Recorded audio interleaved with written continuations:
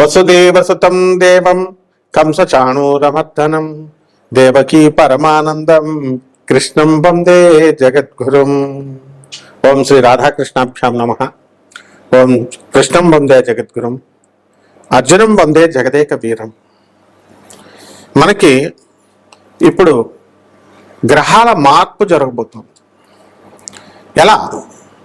గురుగ్రహము 2 October 2 June 2026 సంవత్సరం నుంచి మనకి మిథున రాశి నుంచి కర్కాటక రాశిలోకి మారుతున్నాడు. దీనివల్ల కొన్ని రాశుల వారికి మేలు జరుగుతుంది, కొన్ని రాశుల వారికి యావరేజ్గా ఉంటుంది, కొన్ని రాశుల వారికి బిలో యావరేజ్గా ఉంటుంది. అయితే ఈ నెలలో కొన్ని రాశులు మారుతున్నాయి అన్నమాట. అవేంటో మనం చూద్దాం. ఇప్పుడు మనకి 15 జూన్ 2026 సంవత్సరంలో మిథున రాశిలోకి రవి మారుతున్నాడు. అలాగే 20 జూన్ 2026 సంవత్సరం నుంచి కుజుడు వృషభ రాశిలోకి మారుతున్నాడు. అలాగే 22 జూన్ 2026 సంవత్సరం నుంచి మనకి బుధుడు కర్కాటక రాశిలోకి మారుతున్నాడు. తర్వాత 29 జూన్ 2026 సంవత్సరంలో కర్కాటక రాశిలో బుధుడు వక్రిస్తున్నాడు. ఇన్ని జరుగుతున్నాయి అన్నమాట జూన్ నెలలో. అంటే 1/6/2026 సంవత్సరంలో కర్కాటకంలోకి గురుడు రాత్రి 1:50 తర్వాత మారుతున్నాడు కాబట్టి 2వ తారీఖు అంటున్నాం. అలాగే 8/6/2026 సంవత్సరంలో కర్కాటకంలోకి శుక్రుడు మారుతున్నాడు. ఈ యొక్క గ్రహ సంపుటి వల్ల మనకి ఏ గ్రహాలకి ఏమి ఫలితాలు వస్తాయో మనం తెలుసుకుందాం. తెలుసుకునే ముందు మనం ఒక విషయం తెలుసుకోవాలి. గురుగ్రహము 12 సంవత్సరాలకు ఒకసారి మారుతుంది. 12 సంవత్సరాలకు ఒకసారి మారినప్పుడు మనకి ఏమవుతుందంటే ఈ గురుగ్రహము అనేకమైనటువంటి శుభ ఫలితాలను ఇస్తుంది కొన్ని రాశుల వారికి. ఈ యొక్క కుంభరాశిలో ఉన్నటువంటి రాహువు ఈ జూన్ నెలంతా కూడా కుంభరాశిలో ఉంటాడు. కేతువు మరి మనకి సింహరాశిలోనే ఉంటాడు. మీనరాశిలో శని ఉన్నాడు. ఈ యొక్క ప్లానెట్స్ కాంబినేషన్ వల్ల మనం ఏమనుకుంటామంటే ఒక అద్భుతాలు జరగబోతున్నాయేమో. ఇప్పుడు అందరూ కూడా చెప్పేదాన్ని బట్టి మిథున రాశి వారికి అందరికీ అద్భుతాలు జరగబోతున్నాయి అనుకుంటున్నారు. ఏం అద్భుతాలండి గురువు గారు మిథున రాశి వారికి అని చాలా మంది అడిగారు. ఒక ఆయన మిథున రాశి ఆయన అమెరికాలో జాబ్ చేస్తున్నాడు. వాళ్ళ భార్య పిల్లల్ని తీసుకొని అమెరికా ఇప్పుడు వాళ్ళు వెళ్ళిపోతున్నారు. ఉద్యోగంలో 6 సంవత్సరాలకే వచ్చిందండి కాంట్రాక్ట్ అమెరికాలో. ఇది ఏమన్నా ఎక్స్టెండ్ అవుతుందా అన్నారు. అవ్వచ్చు. అలాగే ఈ యొక్క మిథున రాశి వాళ్ళకి మరి నేను హౌస్ వైఫ్ అండి, మరి నాకేమవుతుందండి అంటే డబ్బులు వస్తాయమ్మా.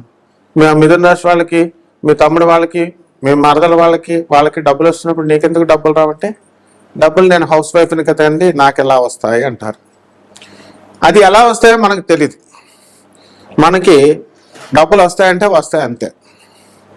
మరి అది యూట్యూబ్లో చెప్పేటటువంటి జ్యోతిష్కులు కానీ, పీఠాధిపతుల రూపాల్లో ఉన్న వాళ్ళు కానీ, పీఠాధిపతులు కానీ, ప్రవచనకారులు కానీ వస్తాయంటే వస్తున్నాయి అంతే అని చెప్తున్నారు. కష్టపడిందే చదువు వస్తుందా? సాధనమున సమకూరు అని చెప్పారు. ధరణిలోన కష్టపడితేనే మనకి చదువు వస్తుంది, కష్టపడితేనే డబ్బులు వస్తాయి. కాబట్టి మీరు ఈ మాయా నుంచి బయటకు వచ్చేసేయండి. గ్రహాలు మారుతాయి కాబట్టి మనకేవో అద్భుతాలు జరగబోతున్నాయి. అలాగే మనకి సూట్ కేసులో లక్ష్మీదేవి డబ్బులు పట్టుకొని వచ్చేస్తుంది. ఇలా జరగవు. ప్రాక్టికల్గా ఉండాలి. మనం ఖచ్చితంగా మార్పు వస్తుంది. ఇప్పుడు మనకు వర్షం పడుతుంది అనుకోండి, ఆ వర్షాన్ని మనం ఆపలేం, కానీ అక్కడ గొడుగు వేసుకుంటే మన మీద పడకుండా అక్కడ వరకు మన వరకు మనం ఆపుకోవచ్చు. ఒకసారి స్వామి వివేకానందుల వారు ఆయన ట్రైన్లో ప్రయాణం చేస్తున్నారు. ఆయన పక్కన ఉన్నటువంటి వ్యక్తి ఒకడు అడుగుతాడు, ఏమండి మరి ఇప్పుడు భోజనం సమయం అయిందండి, లంచ్ సమయం, మరి ఎలాగ వస్తుందండి మీకు భోజనము అని అడుగుతారు. అడిగితే భగవంతుడు పంపిస్తాడు అని అంటాడు. దేవుడు ఎలా పంపిస్తాడండి అని అడిగితే, సరే అది అయిపోయింది. నాగ్పూర్ స్టేషన్ వచ్చింది. ఆ స్టేషన్ వచ్చినప్పుడు అక్కడ నరేంద్ర నరేంద్ర అని చెప్పి పిలుస్తూ వివేకానంద అసలు పేరు అనమాట నరేంద్రుడు. ఆయన వచ్చి ఆ పేరుతో పిలిస్తే ఇదిగో మీకు ఇమ్మన్నారు అని చెప్పేసి ఆ యొక్క మంచి మంచి చక్కగా పెద్ద పెద్ద క్యారేజీల్లో భోజనాలు ఇచ్చారు. ఎవరు అండి అని అడిగితే ఏమో మరి నాకు తెలీదు అని వివేకానందుడు చెప్తాడు. ఆ వ్యక్తికి పేరు కట్టుకొని రామకృష్ణ పరమహంసుల వారి భక్తులు, ఆ పరంపరలో వచ్చినటువంటి భక్తులు స్వామి వివేకానంద గురించి తెలుసు కాబట్టి తమ గురువు గారైనటువంటి రామకృష్ణ పరమహంసుల గారు తన భక్తులకు ఆదేశిస్తే స్వామి వివేకానందుల వారికి వచ్చింది. అలా మనము ఏ పనులు కూడా మనము కష్టపడి దానికోసం మనం వెయిట్ చేయాల్సినటువంటి అవసరం లేదు. మనం చేయాల్సింది ఏమిటి అంటే భగవంతుడి మీద అపారమైనటువంటి విశ్వాసం, గురు పరంపరలో మనము ఉండాలి. ఆ గురు పరంపర దగ్గర ఉన్నటువంటి గురువులను అంటిపెట్టుకుని ఉండాలి. అప్పుడు మనకి ఆ గురు సిస్టమ్ వస్తుంది. పరమహంస యోగానందుల వారు, మా గురువు గారు అయినటువంటి పరమహంస యోగానందుల వారు మరి ఒక యోగి ఆత్మకథలను తర్వాత ఆయన మామూలుగా కూడా చెప్తూ ఉంటారు. ఏమని చెప్తారంటే గురువు అనేటటువంటి వాడిని భగవంతుడు డిజిగ్నేట్ చేస్తాడు, నువ్వు గురువుగా ఉండు, వీళ్ళని తీర్చిదిద్దు అని. అలాగే ఆ యొక్క గురు పరంపరలో ఉన్నటువంటి ఆ గురు సిస్టంలో ఉన్నటువంటి శక్తి మనకి అడ్వైస్ చేస్తుంది, మనల్ని ఎప్పటికప్పుడు మనల్ని సంరక్షిస్తూ ఉంటుంది. ఇది గురుడు ఎగ్జాక్ట్గా చేసే పనులు. కాబట్టి ఎవరెవరో 300 సంవత్సరాలకు ఒకసారి వస్తుంది, గురుడు మారిపోతున్నాడు. ప్రతి సంవత్సరం గురుడు మారుతాడు. ఒక్కొక్క రాశిలోకి 12 రాశులకు 12 సంవత్సరాలకు ఒకసారి మారుతాడు. ఇది పెద్ద వింత కాదు.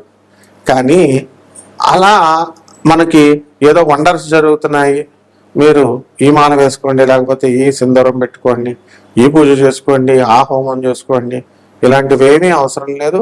మీకు ₹1 ఖర్చు అవ్వకుండా మీకు స్వామి వివేకానందుల వారు చెప్పారు.